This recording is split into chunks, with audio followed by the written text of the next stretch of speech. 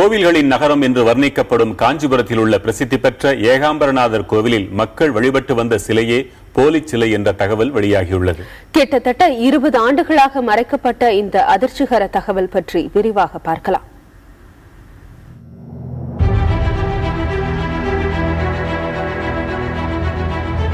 காஞ்சி ஏகாம்பரநாதர் கோவிலில் சந்தன காப்பு அலங்காரத்தில் காட்சியளிக்கும் சிவன் பார்வதி சிலைகளுக்கு மத்தியில் உள்ள கந்தர் சிலை இது. உண்மையான சிலை இதுவென்று நம்பிக்கொண்டிருக்கும் பக்தர்களின் நம்பிக்கையை குலைத்திருக்கிறது தற்போது வெளியாகியுள்ள தகவல். கிட்டத்தட்ட ஒரு 3500 ஆண்டுகளுக்கு பழமை வாய்ந்த சிலை, உற்சவ சிலை காணாமல் போயிருக்கு. அதை பற்றி யாருக்கும் எந்த ஒரு விஷயம் தெரிய வரல. சக்தி வாய்ந்த சிலை முருகப்பெருமான் சோமாஸ்கந்தர், அது எப்படி போனான்னு தெரியல. 20 வருஷத்துக்கு முன்னாடியே காணாமல் போயிருக்கிறாரு. அவருடைய சம்பந்தப்பட்ட அதிகாரிகள் தான் அதுக்கு வந்து நடவடிக்கை எடுத்து மக்களுக்கு எடுத்து சொல்லணும்.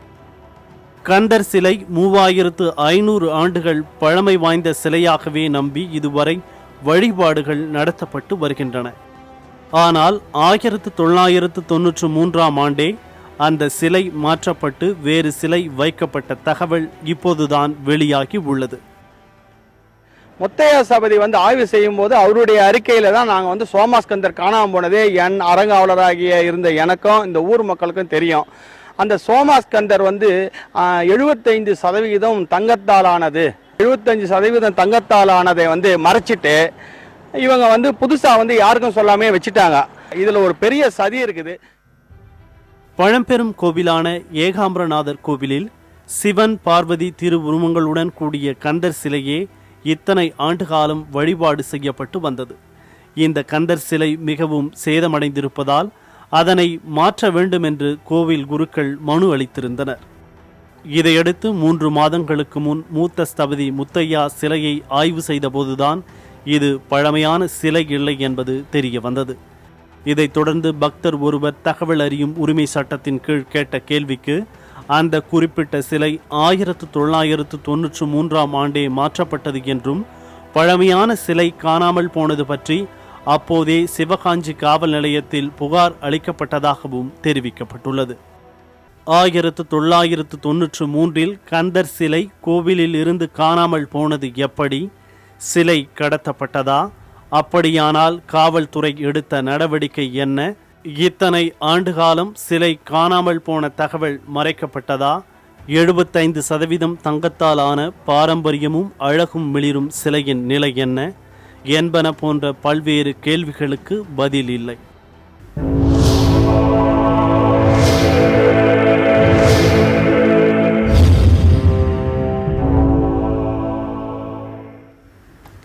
சென்னை ஆழ்வார்பேட்டையில் ஆந்திர தொழிலதிபர் வீட்டில் தோண்ட கிடைத்து வரும் கடத்தல் சிலைகளின் தற்போதைய எண்ணிக்கையை போலீசார் வெளியிட்டுள்ளனர். இந்த விசாரணையில் நாள்தோறும் புது தகவல்கள் வெளிவந்து கொண்டே இருக்கின்றன. இதனையடுத்து பிற மாநிலங்களிலும் விசாரணை நடத்த போலீசார் திட்டமிட்டுள்ளனர். நீங்கள் பார்க்கும் இந்த வீடுதான் ஆந்திர தொழிலதிபர் தீனதயாளன் சிலைகளை பதுக்கி வைத்திருந்த வீடு. சென்னை ஆழ்வார்பேட்டையில் உள்ள இந்த வீட்டில் கடந்த 30ஆம் தேதியில் இருந்து சிலை கடத்தல் தடுப்பு பிரிவு சிஐடி போலீசார் முகாமிட்டு சிலைகளை மீட்டு வருகின்றனர். தீனதயாளனின் 2 வீடுகள், குடோன்களில் புதிதாக 189 சிலைகளை போலீசார் தற்போது பறிமுதல் செய்துள்ளனர். அவற்றை ஆய்வு செய்ய மத்திய தொல்லியல் துறை இன்னும் 2 தினங்களில் மீண்டும் சென்னைக்கு வர உள்ளது. நாங்க இப்போ நிறைய பொதுமக்கள்லாம் அவங்க ஊர்ல திருட்டு போறதாக அதை பார்த்துக்கிட்டு இருக்காங்க. நிறைய பேர் ஐடென்டிஃபை பண்ணியிருக்காங்க. எங்க ஊர்ல திருட்டு போட அதை அவங்க அப்படி கண்டு அவங்க சிலதான் அதை உறுதிப்படுத்தினா நீதிமன்றத்திலிருந்து அவங்களோட திரும்ப பெற்றுத்தர நடவடிக்கை எடுப்போம். அடுத்த கட்டமாக பெங்களூருவில் உள்ள குடோன், ஹைதராபாத்தில் உள்ள வீடு மற்றும் சென்னையில் கூடுதலாக 3 இடங்களில் சோதனை நடத்த போலீசார் நீதிமன்ற அனுமதிக்காக காத்திருக்கின்றனர். அதேபோல் கடத்தலுக்கு உதவியவர்களின் பட்டியலையும் காவல்துறையினர் தயார் செய்து விசாரணைக்கு அழைக்க திட்டமிட்டுள்ளனர். தீனதயாளன் இவ்வளவு சிலைகளை வீட்டில் பதுக்கி வைத்திருப்பது அனைவருக்கும் ஒரு அதிர்ச்சி அளித்திருக்கிறது. சிலை கடத்தல் தொடர்பான போதிய விழிப்புணர்வு இல்லாததே இந்த சிலைகள் பதுக்கலுக்கு ஒரு காரணமாக இருக்கிறது என்று சிலை கடத்தல் தடுப்பு பிரிவு போலீசார் தெரிவித்திருக்கிறார்கள். எனவே வீட்டில் சிலைகள் யாராவது பதுக்கி வைத்திருந்தால் உடனடியாக காவல்துறை கட்டுப்பாட்டு அறைக்கு பொதுமக்கள் தெரிவிக்கலாம் என்று சிலை கடத்தல் தடுப்பு பிரிவு போலீசார் தரப்பில் தெரிவிக்கப்பட்டிருக்கிறது. தமிழகத்திலிருந்து சிலைகள் கடத்தப்படும் அளவோடு ஒப்பிடுகையில் அவற்றை மீட்பது மிகவும் குறைவே. இதுபற்றி சிலை கடத்தல் தடுப்பு பிரிவு காவல்துறையினர் அளித்த புள்ளி விவரங்களின்படி சிலைகள் கடத்தப்படுவது, காணாமல் போனது தொடர்பாக 2011 முதல் 2015 வரை 21 வழக்குகள் பதிவாகியுள்ளன. இந்த வழக்குகள் தொடர்பாக எடுக்கப்பட்ட நடவடிக்கைகளின்படி 58 ஐம்பொன் சிலைகள் மீட்கப்பட்டுள்ளன. 2 கற்சிலைகள் பறிமுதல் செய்யப்பட்டுள்ளன. 2011 தொடங்கி 2015 வரை 19 பேர் கைது செய்யப்பட்டுள்ளனர். தற்போது ஆழ்வார்பேட்டையில் தொழிலதிபர் தீனதயாளன் வசம் மட்டுமே 54 ஐம்பொன் சிலைகள், கற்சிலைகள் 254, மர ஓவியங்கள் 58, தந்தத்தாலான சிலை 1, 151 ஓவியங்கள் ஆகியன கைப்பற்றப்பட்டுள்ளன.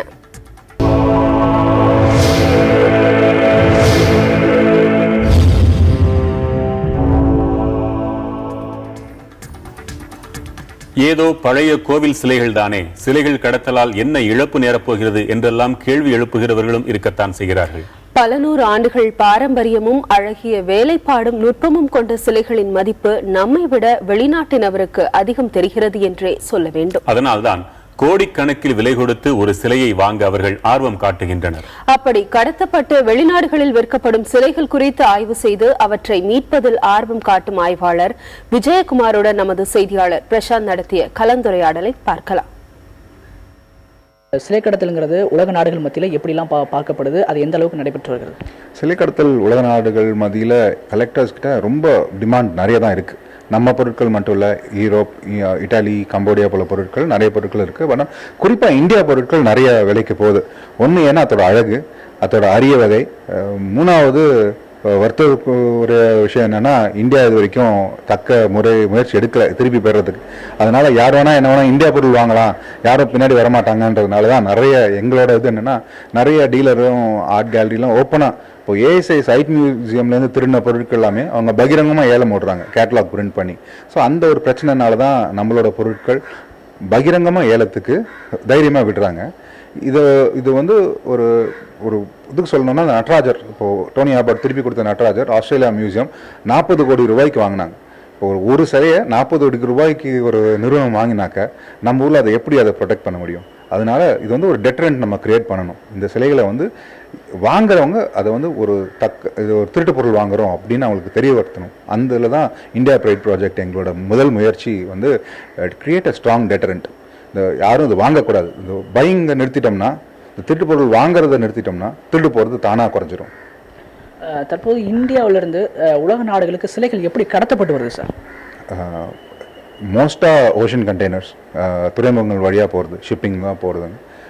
இது பார்த்திங்கன்னா இப்போது மாணிக்க வாசகரும் பிள்ளையாரும் மோடிக்கு திருப்பி கொடுத்தாங்க. அது ரெண்டுமே எல்சிஎல் கண்டெய்னர், அதாவது ஒரு ஃபுல் கண்டெய்னர் கூட இல்லை, ஒரு எல்சிஎல் ஷிப்மெண்ட்டாக இந்தியாவிலேருந்து போச்சு. அதுவும் சிலது வந்து ஹாங்காங், பேங்காக், லண்டன், மற்றபடி சுவிட்சர்லாந்து, இந்த மாதிரி ஒரு இடத்துக்கு போய் அதை அங்கே ஒரு வாட்டி அந்த ஷிப்மெண்ட்டை திருப்பி வேறு பில் ஆஃப் லேடிங் ரிலீஸ் பண்ணி அதுக்கப்புறம் நியூயார்க், ஆஸ்திரேலியா மாதிரி எடுத்து போகிறாங்க. இதில் என்னென்னா அங்கே வந்து அதை க்ளீன் பண்ணுறாங்க, பெயிண்ட் அடிக்கிறாங்க. இப்போ நடராஜருக்கு வந்து பேட்டினான்னு சொல்லுது, பச்சை கலர் பெயிண்ட் அடிக்கிறாங்க. ஸோ இதெல்லாம் யார் பண்ணுறாங்கன்னு நம்மளுக்கு தெரியும். இந்த ஷிப்பிங் டாக்குமெண்ட்லாம் மேனிஃபெஸ்ட் வந்து ரொம்ப clear data is available. So இதை வந்து நம்ம ஈஸியாக தடுக்கலாம். இந்த சிலை கடத்தலை தடுக்கிறதுக்கான வழிமுறைகள் என்னென்னலாம் இருக்குது? முதல்ல இப்போது தடுக்கிறத விட இப்போது திருப்பி கொண்டு வந்தது எதனாலன்னு பார்த்தீங்கன்னா, இப்போ திரும்பி வந்த சிலைகள் மிக ரொம்ப குரூஷியல் எவிடன்ஸ் வந்து ஃபோட்டோகிராஃப், சோர்ஸ் ஃபோட்டோகிராஃப், ஆர்கைவ்.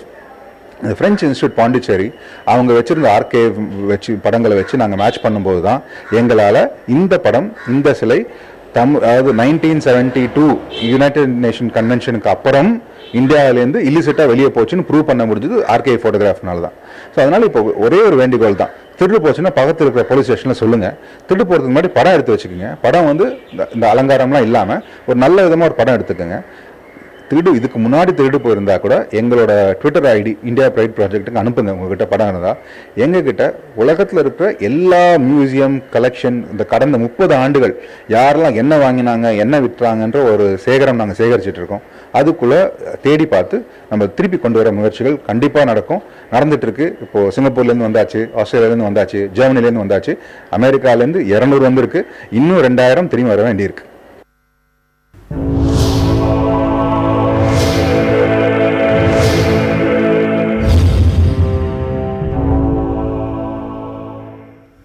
சென்னையிலிருந்து வெளிநாடுகளுக்கு சிலைகள் எப்படி கடத்தப்படுகின்றன? சிலை கடத்தலை தடுக்க இந்து சமய அறநிலையத்துறை என்ன செய்ய திட்டமிட்டுள்ளது? தொடுதிரையில் விளக்குகிறார் தலைமைச் செய்தியாளர் மகாலிங்கம் பொன்னுசாமி. நமது கோயில்களில் இருந்து கடத்தப்பட்ட சிலைகள் எல்லாம் தற்பொழுது சென்னையில் ஒரு இடத்தில் இருப்பது கண்டுபிடிக்கப்பட்டு தொடர்ந்து விசாரணை என்பது நடைபெற்றுக் கொண்டிருக்கிறது. இந்த விசாரணையின் பல்வேறு தகவல்கள் வெளியாகின்றன. குறிப்பாக இந்த குழு எப்படி செயல்படுகிறார்கள், சிலை எந்த நாடுகளுக்கெல்லாம் கடத்தப்படுகிறது, இந்து சமய அறநிலையத்துறை என்ன நடவடிக்கை எடுத்திருக்கிறது, இப்படி பல விஷயங்கள் இருக்கிறது. இன்று அது குறித்து விரிவாக பார்க்கலாம். இந்த சிலை கடத்தல் கும்பலிடம் பிடிபட்ட சிலைகளை ஆய்வு செய்து பார்த்த பொழுது அவைகளில் 60% தஞ்சாவூர் மாவட்டத்தை சார்ந்த சிலைகள், அந்த கோயில் உள்ள சிலைகள் அங்கிருந்து கடத்தி வெட்டி எடுத்து கொண்டு வரப்பட்டிருக்கிறது என்ற தகவலை போலீசார் தெரிவித்திருக்கிறார்கள். மேலும் இந்த கும்பல் தனியார் கொரியர் நிறுவனத்தின் மூலமாக பல்வேறு நடவடிக்கைகளை, சட்டவிரோத நடவடிக்கைகளை செய்கிறார்கள். குறிப்பாக தஞ்சாவூர், மதுரை, நெல்லை ஆகிய பகுதிகளில் இருந்து கொரியர் மூலமாக சென்னைக்கு இந்த சிலையெல்லாம் கொண்டு வருவது தற்பொழுது விசாரணையில் தெரிய வந்திருக்கிறது. சென்னையில் இருக்கும் கொண்டு வரப்பட்டும் குமிக்கி வைக்கப்பட்டிருக்கும் இந்த சிலைகள் எல்லாம் கடல் மார்க்கமாக திருவனந்தபுரம் எடுத்துச் செல்லப்படுவதாகவும் அங்கு இதே போல ஒரு பதுங்குகுழி ஒன்று ஏற்பாடு செய்யப்பட்டிருப்பதாகவும் இந்த கும்பல் விசாரித்த போலீசார் தெரிவித்திருக்கிறார்கள். அதற்கு பிறகு வேற எங்கும் சிக்கிவிடக் கூடாது என்பதற்காக கடல் மார்க்கமாக மும்பைக்கு இந்த சிலையெல்லாம் எடுத்துச் செல்லப்படுகின்றன. பிறகு மும்பையில் சர்வதேச நெட்வொர்க்கோடு தொடர்புடைய நபர்களுடன் சேர்ந்து உதவியோடு மும்பையிலிருந்து சிங்கப்பூருக்கு இந்த சிலையெல்லாம் எடுத்து வரப்படுகிறது. பிறகு சிங்கப்பூரிலிருந்து பல்வேறு மாற்றங்களுக்கு உள்ளாகி சிலைகள் எல்லாம் வான் மூலமாக அமெரிக்கா கொண்டு செல்லப்படுகிறது. இந்த வான் வழியாக கொண்டு செல்லப்பட்ட இந்த சிலைகள் எல்லாம் பிறகு பல நாடுகளுக்கு விநியோகிக்கப்படுவதாக போலீஸ் விசாரணையில் தெரிய வந்திருக்கிறது. இது குறித்தும் போலீசார் அடுத்த கட்டமாக வெளிநாடுகளுக்கெல்லாம் சென்று விசாரணை நடத்துவதற்கான திட்டங்களை செய்து வருகிறார்கள். அதற்கு முன்பாக இந்து சமய அறநிலையத்துறையின் கீழ்தான் இந்த சிலையெல்லாம் கட்டுப்பாட்டில் வருகிறது. அந்த துறை தற்பொழுது என்ன செய்கிறது என்பதை பார்ப்போம். இந்து சமய அறநிலையத்துறையின் கீழே தமிழகம் முழுவதும் 36,000 கோயில்கள் இருக்கின்றன. அந்த கோயில்களில் சுமார் 4.3 லட்சம் சிலைகள் இருக்கின்றன. இந்த சிலையெல்லாம் எப்படி பாதுகாக்க போகிறார்கள்? இந்த திருடு போன, களவு போன சம்பவங்களுக்கு பிறகு இந்த துறை விழித்திருக்கிறது என்று சொல்லலாம். தற்பொழுது இந்த சிலையெல்லாம் பாதுகாப்பாக இருக்கிறதா என்று விளக்கத்தை கேட்டு அனைத்து கோயில்களுக்கும் இந்த துறை என்பது நோட்டீஸ் அனுப்பி இருக்கிறது. அதே போல இந்த சிலைகள் உண்மையானதுதானா என்று பரிசோதிக்க வேண்டும் என்றும் அந்த துறை உத்தரவிட்டிருக்கிறது. அதே போல பாதுகாப்பை பலப்படுத்த வேண்டும் என்ற வேண்டுகோளை முன்வைத்திருக்கிறது. குறிப்பாக காவல்துறை, கோவில் நிர்வாகம், இவை இரண்டும் இணைந்து பாதுகாப்பை உறுதிப்படுத்த வேண்டும். CCTV உள்ளிட்ட நவீன உபகரணங்களை பயன்படுத்த வேண்டும் எனவும் இந்த துறை தற்பொழுது அந்தந்த கோயில்களுக்கு சொல்லியிருக்கிறது.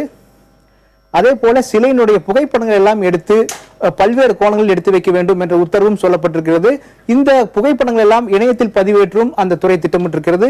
அப்படி இணையத்தில் பதிவேற்றினால் இது போன்ற காணாமல் போகும் சிலைகள் எல்லாம் கண்டுபிடிக்க மிக எளிதாக இருக்கும் என்று அந்த துறை நம்பியிருக்கிறது. பல்வேறு மாற்றங்களை தற்பொழுது இந்த இந்து சமய அறநிலையத்துறை பார்த்து வந்தாலும் கூட சிலை திருட்டை தடுக்க வேண்டும் என்றால் இன்னும் பல துறைகளை சார்ந்தவர்களோடு சேர்ந்து நிபுணர்களை அழைத்து வைத்து பேசி நல்ல ஒரு முக்கியமான முடிவுகளை எடுக்கும் பட்சத்தில் தான் இந்த சிலை திருட்டை தடுக்க முடியும் என்று நிபுணர்கள் கருதுகிறார்கள்.